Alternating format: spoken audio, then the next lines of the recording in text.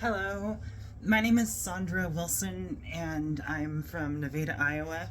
And some of you may have seen me speak the other day at the Iowa Queer Student Alliance rally, the We Say Gay rally at the Capitol.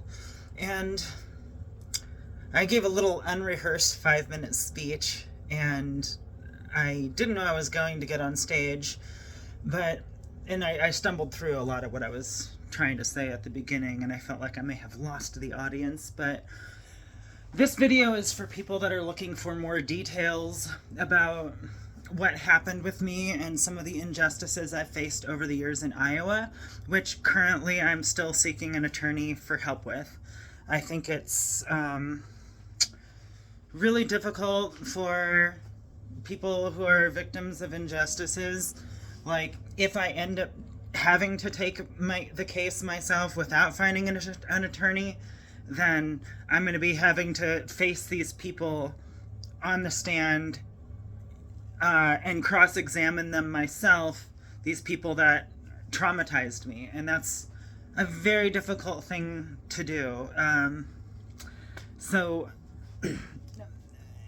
I just found a statistic the other day that 92% of Americans are unable to find legal representation. So this isn't just an issue with me, but I do feel like because these are issues relating to discrimination against a transgender woman, and because of the political shit show we're watching, it's very popular right now to refer to us, to misgender us, and to bully transgender people.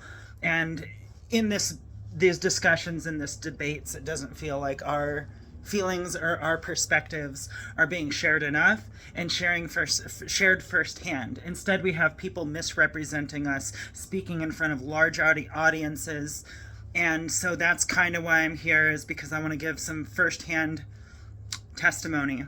I also wrote articles on some of the injustices that I've faced, but I think that it probably makes a difference in your eyes as the viewer, to be able to look into my eyes and see, like, to hear the story firsthand. Some people respond better to watching videos than they do to reading a long, tedious article that looks almost like a case brief. So here's your video. So backing up, let's look at some of the legislation that just passed. I'm going to talk about gender affirming care for minors. So fear-mongering people will have you believe that they're pumping little kids full of hormones and giving them surgeries and turning them into the opposite sex. And that's what we just banned and we just won. But that's not exactly what got banned. Little kids are not getting hormones. This is gender affirming care. Means, like, if somebody comes forward and says, I'm experiencing this, gender affirming care might be this, like an adult saying, this person is expressing that it seems like they're having a transgender experience. How can we help facilitate a safe environment and educate their peers about where they're at with this? And that's gender affirming care. And for a lot of people, that is it. Just like wearing the clothes and presenting yourself in a way that you feel comfortable with. As far as hormone therapy, it's a very serious decision. It's a lifelong addiction to several chemicals. And it's not something that I think should be done until probably age 14 or 16, if the person is very well informed and mature. I was never educated about transgenderism existing when I was in school, so I didn't really know it was an option or a thing that could be medically treated. I grew breasts in 6th grade and had no explanation for it. Found out that hormone therapy exists once I got out of high school. And frankly, today, I wish that I had known about it when I was a little younger, so I would have had better results. Instead, I get misgendered pretty regularly around where I go, and don't want to make a scene. Would love to be able to blend into the woodwork, but that's not possible. I think that if this bill were reasonable, it would be something like maybe an age restriction for hormone therapy, hormone replacement therapy. Like, put a age 16, it's still early enough that you're not going to have, like, if somebody goes through male puberty and then begins hormone therapy, for the rest of their life, they're going to have these features they can't get rid of. Age 16 or 14 for actual hormone therapy, something that extreme. Maybe if they're 14 and they're developing quite a bit and they're trying to stop it, like, make an exception. But, like, completely banning all care, including emotional and therapy support that's gender affirming, that means that, like, to ban gender affirming care is to say that, like, a kid comes forth about not feeling their gender matches their birth sex, the adult is now legally bound to basically tell them that they're crazy. You're having delusional thoughts. Maybe you're having disaffirming care is not care.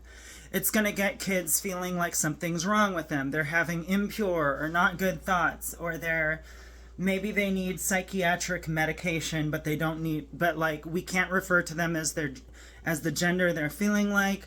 When they're 18, maybe they can stumble across it on the internet and learn about it. I don't know, but I think that we're going to have a lot more kids ending up in the psych wards being misdiagnosed with things like bipolar disorder and schizophrenia, because they have nobody to talk to. They don't have any explanation for what they're going through. This is what happened to me. I ended up in the psych ward multiple times. They didn't teach us about this in school. So now I want to fast forward a little bit. I did find out about it. I started hormone therapy when I was age 23. I ended up hitchhiking the country for 17 years with my guitar.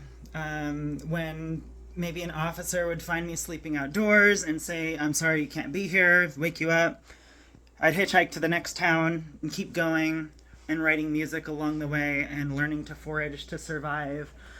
In 2006, I visited Iowa. I didn't have support from my family or friends at that time. Very few of them.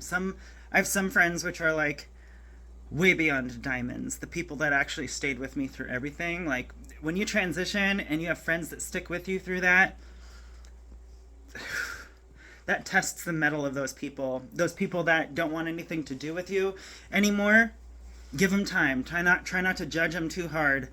They might come around 3, 4, 5, 6 years from now, 10 years later, and apologize to you. It's happened to me many times. A lot of people have told me maybe they had judgments about me early on that they didn't tell me about, and some did tell me about, and then some apologized later. I went down this path kicking and screaming. When I first found out it was an option, I did everything I could not to transition. But ultimately, I wasn't happy. And I think people should be able to, like, this is something where there is a medical option that could help me become happy, and I chose it. And I don't regret it. And I love it.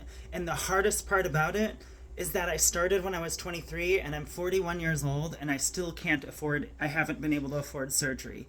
While Governor Reynolds here in the state of Iowa and Congress are currently trying to get rid of it so that we don't have our surgeries covered.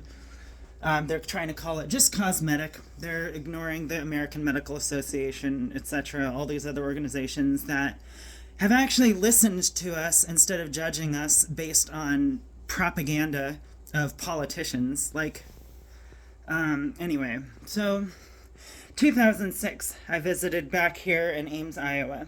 I didn't really have, like I said, much support. And what I had was my guitar. And I would often set up and start performing in front of businesses. I set up in front of a Come and Go here in Ames, was playing a song, and I remember officers showing up, 2 officers, asking me for my ID. I gave them my ID from California, which indicated I am Alexandra Wilson and am a woman. And Officer Blake Marshall ran my ID, and my Iowa record showed back up, and it said that I was a male named Alexander, and he arrested me. And after questioning me repeatedly about this, as I'm in the police car riding to the Nevada jail, his partner, who was driving me there, said, "By the way, I just kind of like off the record, we weren't going to arrest you. Like, we'd never arrest anybody for playing guitar. We were just going to ask you to leave, but it was the IDs that didn't match, which got my partner upset." So he kind of just like disavowed and said, "I don't think you should be arrested," and said that's what this really is about. Then when I got to jail, there was a jailer in there. She asked why I was there. I told her, and she's like, "Which officer was this?" And I said, "Blake Marshall." And she said, "That guy's a jerk to everybody with an alternative lifestyle." And she said, "You really need to do something about this." So I stayed the night in jail, and stayed the night in jail in Nevada, and then in the morning, via video call, I pled not guilty during the arraignment, and then my trial was set up. So I pled to Judge Van Merrill and said not guilty, because I thought I was being tried for trespassing at the gas station's property. I didn't know at the time. Actually, I was getting interfering with official acts. I think that had something to do with the ID. I don't know. The officer wrote in his report that I was asked to leave and refused, and I don't recall any of that. I just recall him asking for the ID, and then this happening. Like, I told it, like, so I showed up for my court date later in 2006, and went into the restroom, came back out. As I'm leaving the restroom, Officer Marshall arrests me a second time. I asked for what, and he said, "For trespassing." I said, "We haven't even had the trial yet." He said, "No, this is for going in the women's restroom."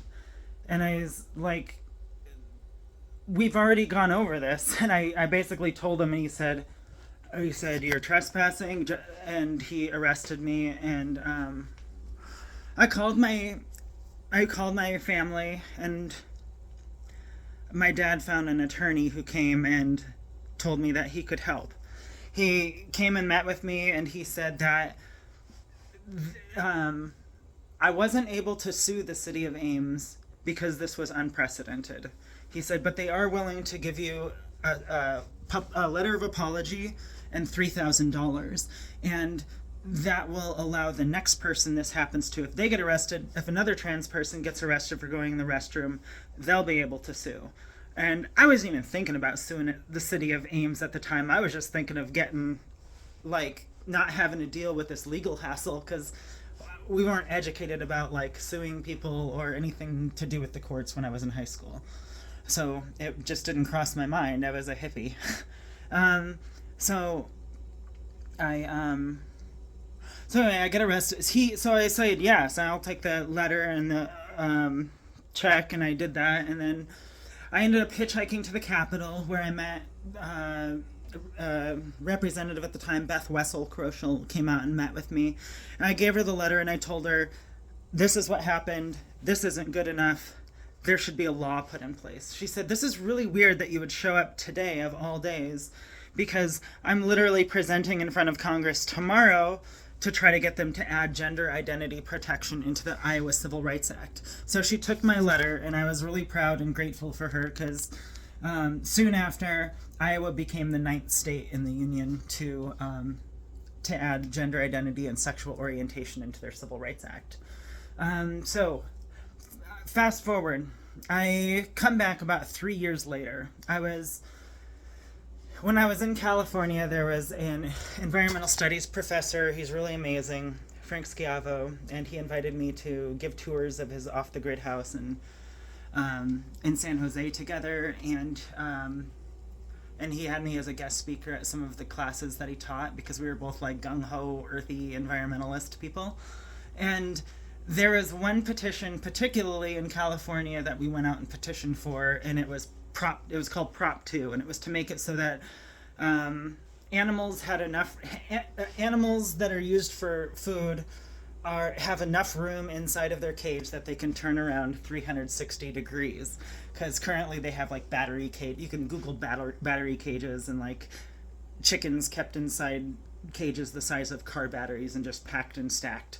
And so I believed in that. And when I was back in Iowa in 2009, I created a petition that was really similar. That was to increase animal cage sizes. Here in Iowa, where the bread and butter of much of the economy has to do with the animal industry, it went over like a lead balloon. But there were some people that agreed with it, and a lot of people signed my petition at the time. But I got to talking to a couple outside of Culver's, and the woman was actually, she really was like, yeah, I agree, it's terrible. She was very familiar with the issue, and she'd seen some of the pictures. It's not advertised very much for obvious reasons, but you can Google it. There's photos out there, videos and stuff. So anyway, she's talking about it. We walk inside Culver's. I'm thinking she might sign this thing, and we're just having a convo, and her husband or whoever it was turned around suddenly, and he was irate. And I didn't realize this was going on, but he just started yelling at me about plants die all the time, and basically this is a stupid cause, and get out of here. And I was a very radical, nonviolent hippie. Now, let me say radical, because people might misconstrue that. Rad comes from the Latin root word. Rad means root. So I'm a person who likes to get to the root of an issue. And so when I say radical, I just mean I like to figure out the historical context of something. And what some people hear radical and they're a radical extreme, and whatever. Okay, I'm just explaining why I don't have a weird emotional, political, mental charge on that word or using it for myself, because I love it. It's a good word. So anyway, I sat down on the table right behind me, and I started to play a song called Night of the Stock Market Crash. I wrote it on the 2008 in the night of the stock market crash. Played that song. It's probably my most animal freedom-y song. And as I'm playing it, the manager of Culver's came over, grabbed my guitar, which I love my guitar, and she grabbed it and was like, "You need to leave." And I pulled back, and I said, "Animals have literally no voice in this society. I'm going to give them 3 minutes, and then I'll leave." And I continued playing. She grabbed the guitar again. I pulled it away, and I said something to the effect of, "This society is so messed up." And I left, got about a block away, and an officer arrested me. And I assumed it was for trespassing or something again. And he said, "No, it's for assault." And I was like, "What?" And he said, "The manager said that you began kicking and pushing her after she asked you to leave." And I was like, "Absolutely not." I pulled away when she grabbed my guitar. So we went to court, and she brought in 2 witnesses. The officer, all of the witnesses sounded like they recited this before they walked in, saying I was crazy, out of control. They used all the same key words. Then I got the opportunity to cross-examine them. That means 2 of them left the room. There was only 1 witness in there. And one of her witnesses told the truth. He said, "I didn't touch her." He said he was sure of it, because I asked, "Are you positive?" He said, "Yes." I said, "Did you see it?" And he said, "Yes, you didn't touch her." Another one of them said, "I kicked her 3 times very hard." She said that I kicked her 1 time very soft. I asked the officer who arrested me, was I out of control and crazy and uncontrollable when you arrested me? And he told the truth. He said, "No, you were compliant." He was basically a character witness as to how my demeanor for that day or moment or whatever. Also, a friend of mine testified. She hula hoop danced while I sang and performed around the country. We hitchhiked together for quite a while. She testified that, yes, I do think I sometimes petition for stuff people don't love, and they react in not cool ways. She was like, but Sandra's definitely a hippie, and I wouldn't do that. So, anyway, Judge Van Merrill had charged me with assault. I had X number of days to come up with enough money to appeal the case. I was homeless at the time still. I didn't come up with the money, but I wrote an appeal anyway, and I submitted it. And in the first paragraph, I said, "I don't have enough money to pay for this fee, but I please hope you'll consider this." And they denied my appeal later. They ignored the first paragraph and instead wrote something to the effect of, "Defendant appears to have written what may be an appeal but didn't pay the requisite cost, so therefore we won't consider it guilty. So I got this assault charge on my record. Couldn't find help, couldn't find legal assistance. Now that's just become the usual. Anyway, so I walked downstairs, and the officer who testified came up to me and said, "I need to talk to you about something." I said, "Yeah." He said, 3 years ago when you were arrested for going in the women's restroom, all of the city of Ames officials had to go to a class to learn about transgenderism. A lot of them did not take it seriously. He said, because you were petitioning about animal-related stuff, and because now you have this assault charge, he said they are currently, some of them are trying to connect you with a larger terrorist organization. After the Patriot Act was passed, it's been very easy for them to associate somebody with a terrorist organization with very little evidence. And he said, I respect what you do. He said, but if you heard what I'm hearing behind the scenes, you would leave the state. And I'm saying that for your own safety. So in 2009, I left Iowa, and I came back very rarely. That was the main reason, because I was afraid to come back to my home state. So my home state, where I didn't have gender-affirming care, didn't learn the word, didn't know anything about it, started to learn about it, ended up in the psych ward because I didn't know how to interpret the feelings I was having. And now I have this issue where the state officials are persecuting me. Not just prosecuting me, persecuting me. So I left, and I was out of state. I did what I usually did and hitchhiked from place to place. Times I got ticketed $250 one time for camping within city limits because I was homeless. Homeless harassment is frequent, and representation doesn't seem to exist for us. Usually it turns into them wanting us to do community service in order to get the charges dropped. It's like you're punishing me for not having anywhere to go to, and then you want free labor out of me in order for you to stop hassling me. That's the kind of representation we get. So anyway, a lot of time passes. I come back, I get an apology letter from my mom, and she basically is like, I understand now, this has been a long time, I'm really sorry. And I'm thankful today. My family and I are in such a good place. Like, we've all learned. It took them some time, just as it took me time to cope with it. It took them time to cope with it, because none of us were educated in this. And so I came back about 4 years ago because I wanted to be closer to my parents. They took care of me when I was younger. I want to help them as they're older. And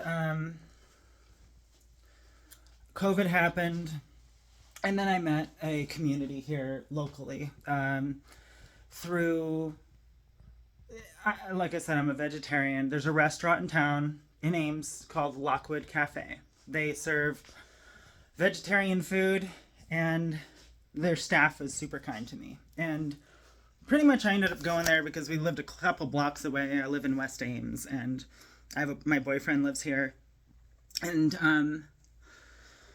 And it was like one of the only businesses out here. And they had this community garden in there just outside the cafe, and it was being overgrown by weeds that were about 7 foot high growing into the garden. The plants needed watered and weren't being. And so I ran it by the owner of Lockwood one day, and I was like, so, I would, if you ever need somebody to come and do some weeding or water them at certain times, I live a couple blocks away, I'd be more than happy to. And about a week later, she approached me again and said that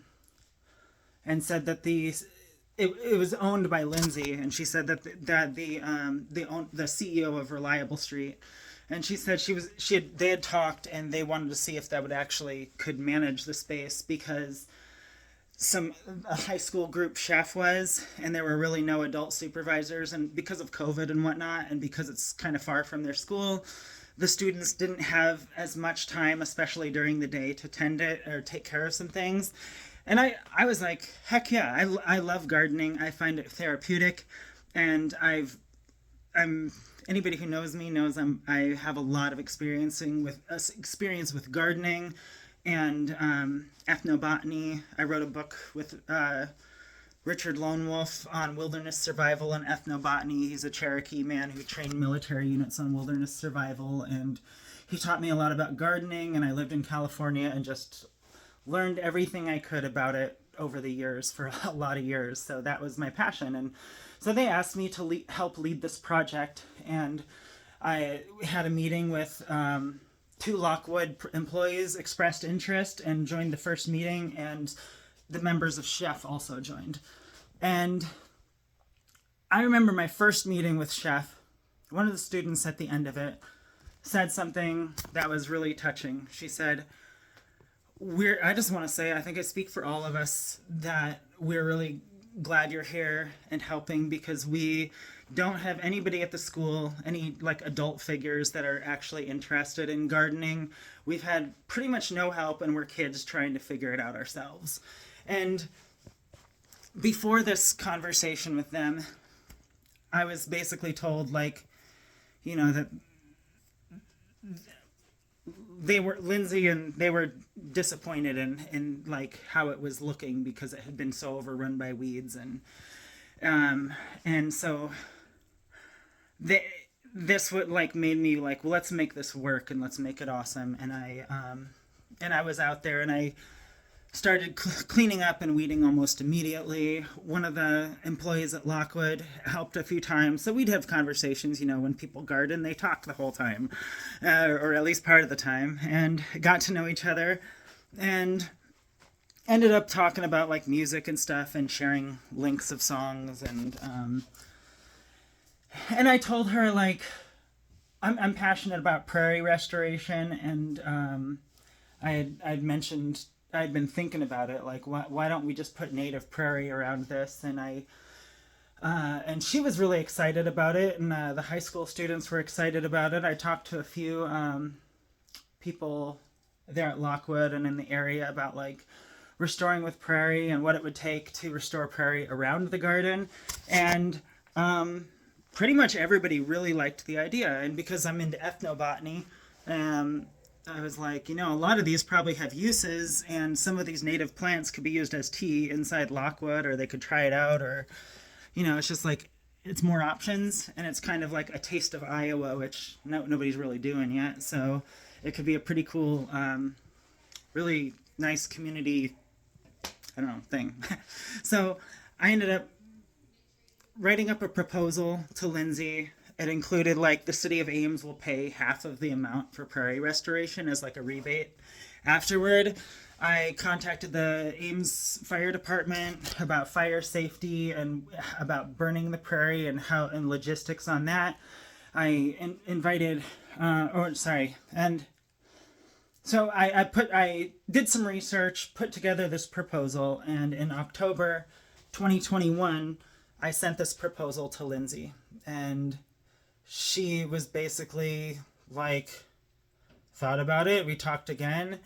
I talked to others about it, and they were all for it, and pretty much everybody was hoping Lindsay would say yes, and she did. And the Lockwood employee and I went out, and afterward, and well, I think it might have been before, we measured the space. Oh yeah, it was before, because we had to make the proposal. So Lindsay approved it, and then I started working on it pretty much immediately, because I wanted to get the 7-foot high weeds all around the garden needed to go out, and like stuff needed to be, there was still plenty of time to work in the season. So had several more meetings with Chef and these two Lockwood employees. One of the Lockwood employees showed up, I think, to 2 meetings altogether. Then the other employee showed up and volunteered in the garden a few times. And through the winter, like I asked the students to send me blueprints. They sent me blueprints. I rearranged some things and said, how do you feel about this? These would maybe grow better together because they're companion plants. This might not grow real well together.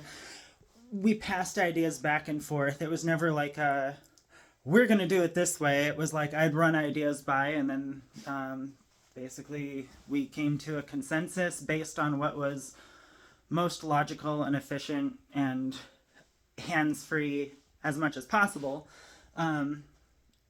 plan that we could come up with. So once that was done through the winter, I spent a lot of time researching like sprouting tomatoes, what day to start sprouting, what day to transplant into the garden, how to prep the soil. I did this for each one of the plants that the students chose, and then came back, and so that way we could set dates, like on this date we're all going to start sprouting this one, on this date this one, and then the students were all doing the sprouting and the transplanting, but I was going to be there on the day of transplant. And basically because of finals, my role became to prep the garden space for the planting day, and they were sprouting from home, so that was what happened. I did a lot of work in the spring by myself, and got down wood chips, which was suggested for fire safety. I ran things by Lindsay, usually weekly at the open mic. A lot of times sometimes she had me co-host at the open mic or host when she was absent.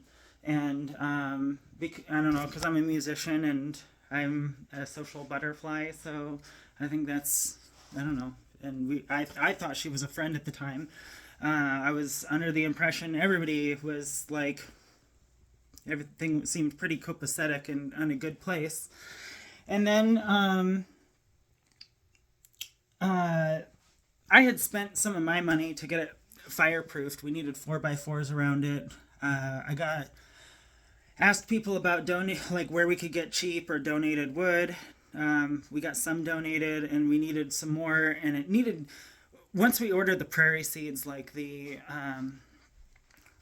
4x4s and the mulch had to go in ASAP. Like everything had to be prepped. So when planting time for the prairie came to time, then everything was ready so we could put them in. So I was prepping all of the preparation for the prairie restoration and the garden at the same time. And I had 3 different prairie restoration specialists come out. The first one recommended that the second one give me a second opinion, and the second one was like, get a third opinion from this guy. He taught both of us, and go with whatever he says. I called the first one. He said, go with whatever he says. Yeah, he did teach us.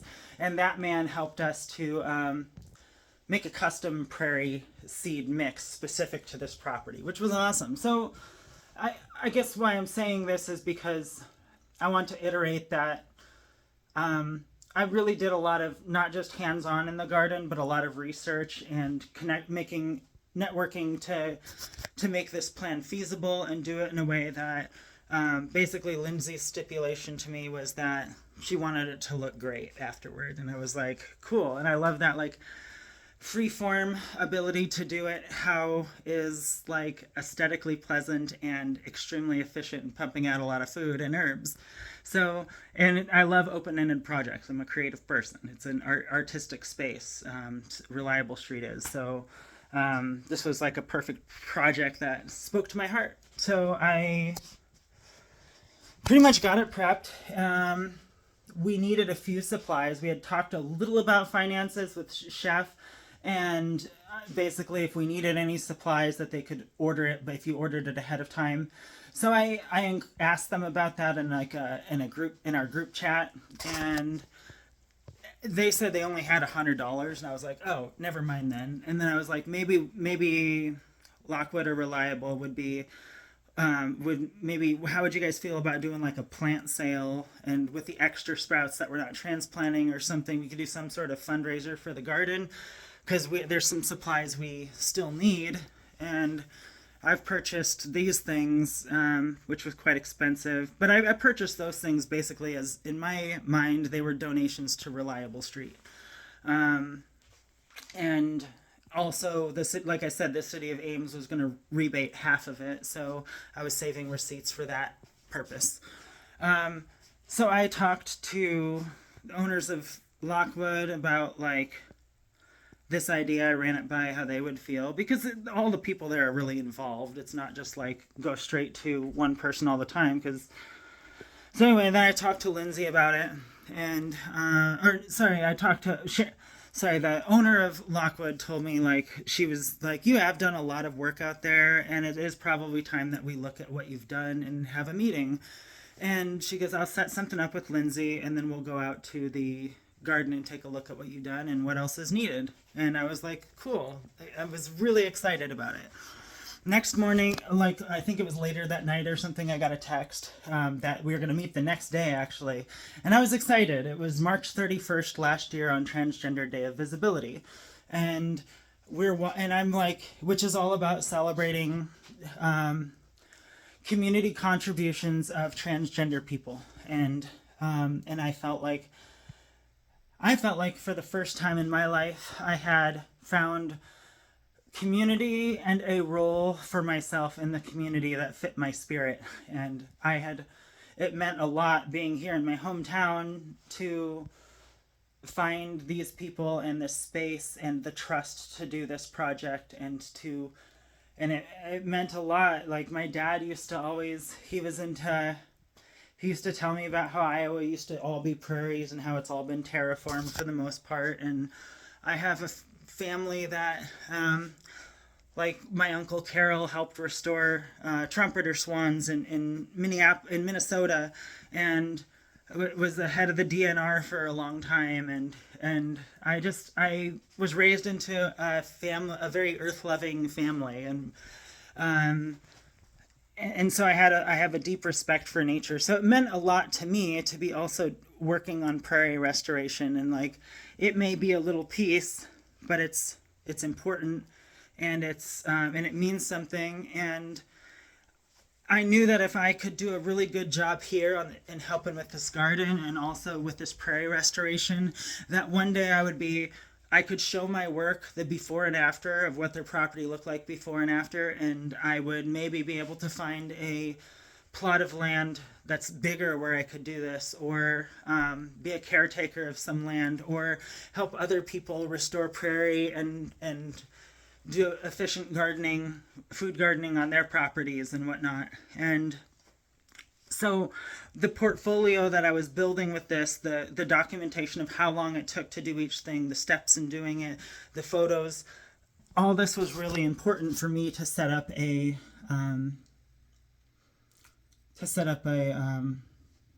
make a portfolio for my future work as well.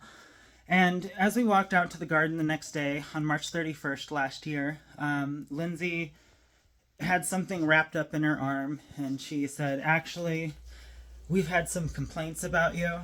And she said, actually, she told me that I couldn't be on the project anymore, and they had to remove me from the project. And this was extremely unexpected. Like for me, the day before, everybody's kept me under the impression that like they're very happy with the work, they're very happy with me. You'll see in the article that I wrote, I have like the employees of Lockwood used to write stuff on my to-go packaging, and just like sweet messages and smiley faces and flowers and hearts and stuff, and they were just really nice. And I was like, it just felt really good to go into a place where people saw me for me and didn't judge me and didn't misgender me, and I just felt like safe. And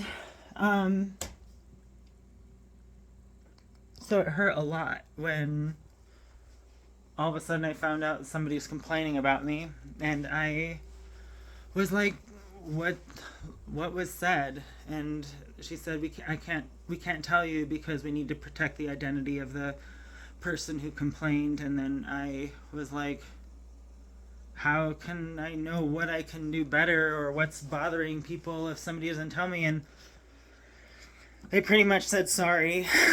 And one thing she said was bombarding people with text, and I was like, there's only two people I text ever, and one's the employee about the garden, and one is Lindsay, and like all of my texts from them ever have been like heart signs and acting like they're my friend. And so whatever it was, I don't know what was said about me, but I was told to leave the property, and I asked, like, is it possible just to work over here and not come into the cafe as much, or like what's not working, what can I adjust? And there was no option. It was too late for that, and I don't know what it was about. So um so I spent days trying to think of like, who did I make feel this way? And and I talked to some friends from the space that I see at the open mics and whatnot, and said, I want you to know, if I ever like made you feel uncomfortable or anything, I'm really sorry, but I don't know, just in case you go there and you wonder why I'm not there anymore, this is what happened. And it was a few days in, and then I'm thinking about it, I'm racking my brain, and I was like, this is really just like, it kind of, there was a click in my head, and it was like, not, it was that I hadn't done anything wrong. And I really firmly believe that I was being gaslighted. For those of you who don't know what that means, that's when somebody puts an idea in your head that you did something wrong, and it doesn't make sense to you, and gets you to start questioning your own reality and possibly like blaming yourself, but you're not really sure. And you start digging into yourself in unhealthy ways. Like, what's wrong with me? And then when what really is happening is that there's manipulation being involved. And I felt like that. And something pointed, a couple of people I talked to, something started to point to like, maybe it was this employee of Lockwood that said something, and I didn't think it was. My boyfriend asked to look at my phone, and he was like, let me see your phone, I'm going to look through all your texts. And he was like, I want to find out who I think this is. And he was like, it's definitely not this person based on the text, but some other things were indicating that maybe it was. So I sent her a letter and was like, same thing as I was telling other friends, like, I was told not to come back to the property in case you don't hear from me. And she sent me a letter that said that I was violating her space for months, and that she didn't feel comfortable talking to me about it. And maybe if she said something sooner, it would have been handled sooner in a better way, but it wasn't. So, but it is what it is. And I wrote back and was like, I apologize, I really didn't know this. If you ever do feel comfortable saying something to me, or like explaining to me what it was that was making you feel uncomfortable, it would help me in the future of my life. Until then, I'll give you space. Be well. And then I sent it, and I was already blocked, so she never received that message. But so then I got to the point, I think this was actually about when I started feeling like maybe I was being gaslighted, because I was like, I was really falsely accused of something by her, and I believe today still that she felt a certain way, and she expressed it to other people as if I violated her, as if my actions violated her. I think that she felt a certain way around me. Maybe she was comfortable with something that I was doing. I don't know. I don't treat her any differently than my other friends, and my friends whose interactions with me are similar. are like just they're not happy with how I was treated and how and all of that either. Like this was not something where I had any indication like what people feel differently around different people, but she did write in that letter that she didn't say anything to me because she felt uncomfortable, and that's fine. But so anyway, I called the Better Business Bureau and I said, this is kind of what happened, and I would like you to help this business create a progressive resolution policy so that if they get complaints in the future about somebody else, they can investigate it in a fair manner where I feel like I should have been asked something about interactions. I feel like if I was not transgender and just a non-trans woman working in the garden outside of a cafe and they had complaints about her, I think that they would have asked her about it. Instead, I was just accused. And that's, to me, why I feel discriminated against. A non-transgender woman complained that a transgender woman was violating her space, and without any questions asked, nothing, they banned me from the property and assumed I was guilty. And where did they get that presumption of guilt against me? Typical political attacks against transgender people, violating women's spaces. I don't even know if this was intentional at all. My educated guess, is that it was unintentional discrimination and prejudice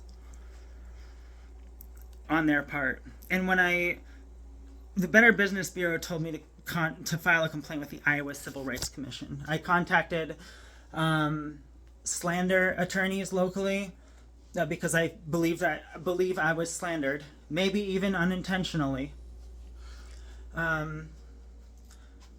And they all told me the same thing the Better Business Bureau did. File a complaint with the Iowa Civil Rights Commission. Start there.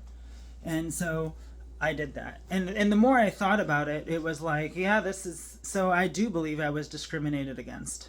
I wrote a letter to Lockwood Cafe and Reliable Street because they were all involved.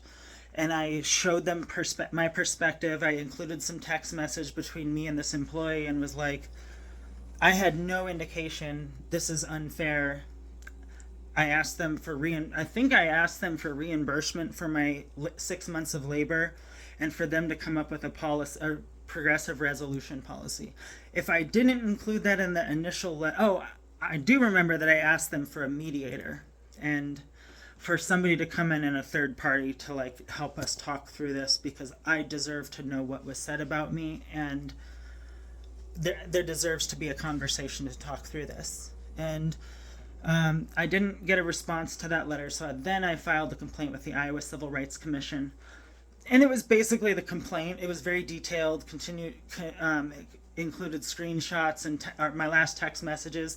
Some of my last text messages from this employee were, love you, I appreciate you a lot. These are things they said to me. And these were like unprovoked. Like, I had never told this person I love you. I'm usually very reserved with people because I know the types of reactions I've had against me, including violent reactions. I don't go in, like, even when it's a social norm for people to like hug each other, I generally don't, unless I really feel safe, open up to like hugging people. I don't go for it unless it's initiated, because I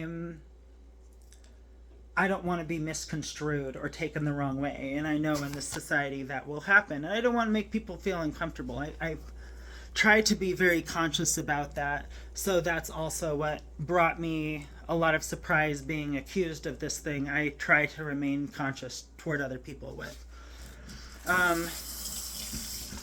So filed a complaint with the Iowa Civil Rights Commission, included quite a bit of evidence, and in August last year, I got a letter that they sent us each out questionnaires, and I sent mine in, and then in August, I got this letter saying they were administratively closing the case.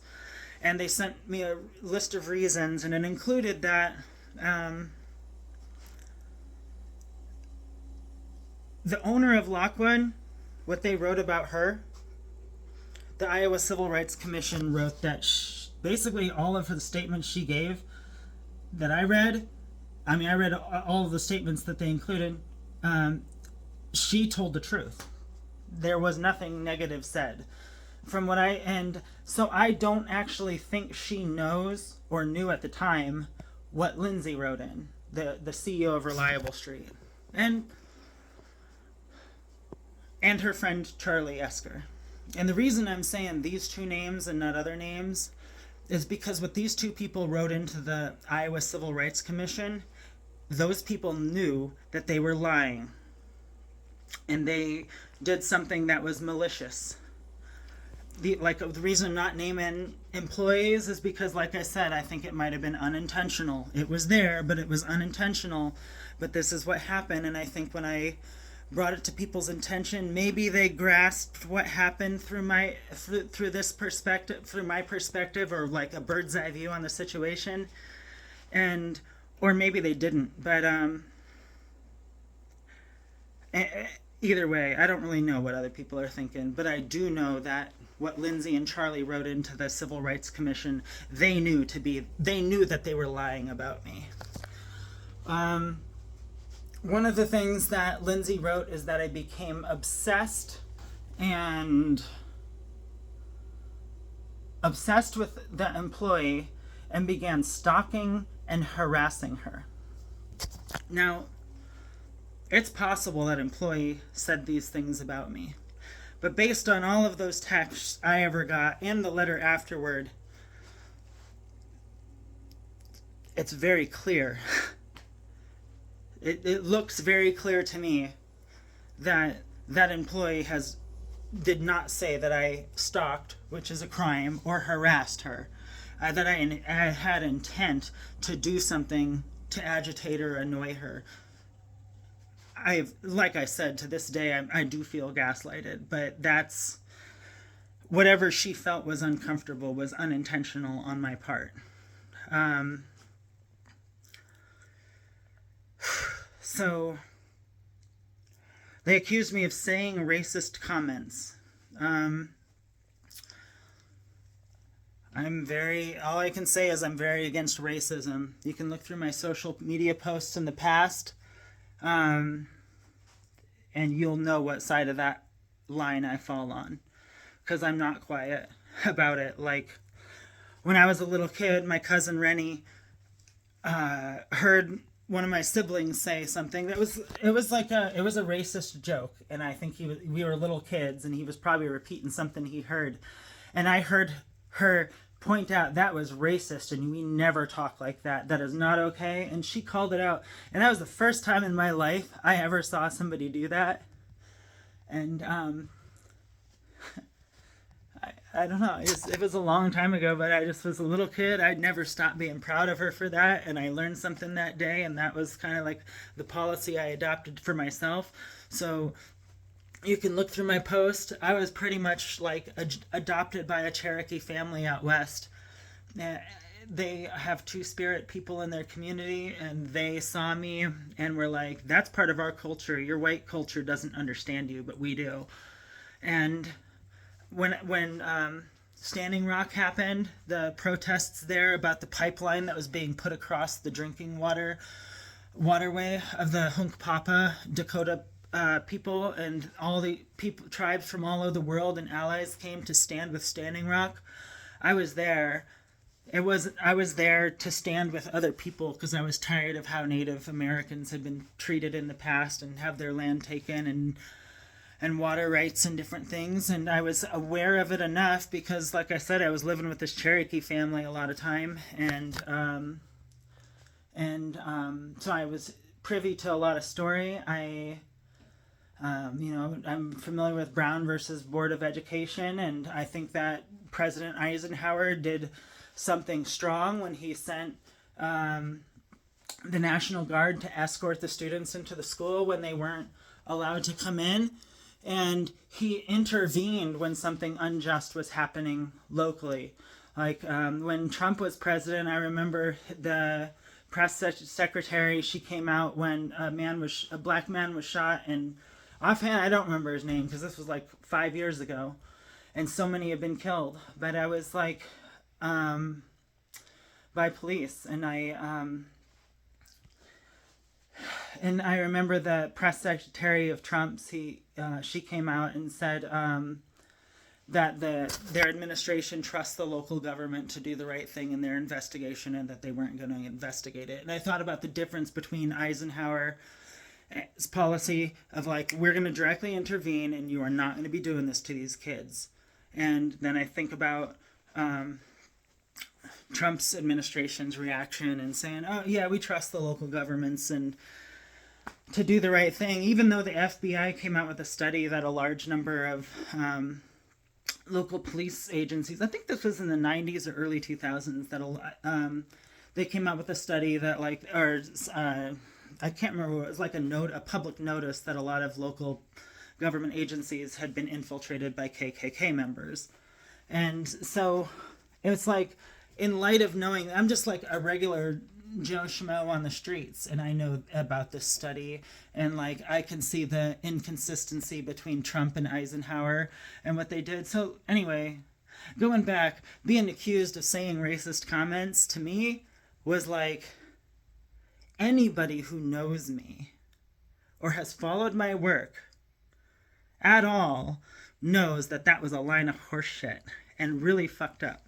Sorry, but about the language, but yeah, it is being accused of stalking and harassing a woman.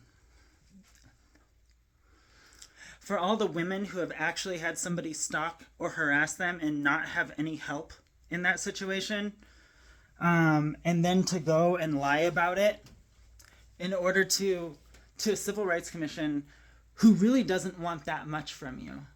And I didn't want that much from you. When I called the Civil Rights Commission, the secretary told me that they if the case gets screened in, if they see enough evidence, then they will set us up with a mediator, and we can talk through what happened, and those types of things usually end up in a settlement. I felt like at the very least I should get reimbursed for my 6 months of labor. Because I wouldn't have volunteered if they had said, will you help set this up and then leave right before planting season? I wouldn't have done it. Not at all. That was not the agreement, and that's not something that I would have chosen to do. Because I want to be involved with the garden, and I'd rather find another project that, like, you can be part of it rather than just leave right afterwards. So anyway, that wasn't, as a donation. Anyway, so I wouldn't agree to that. But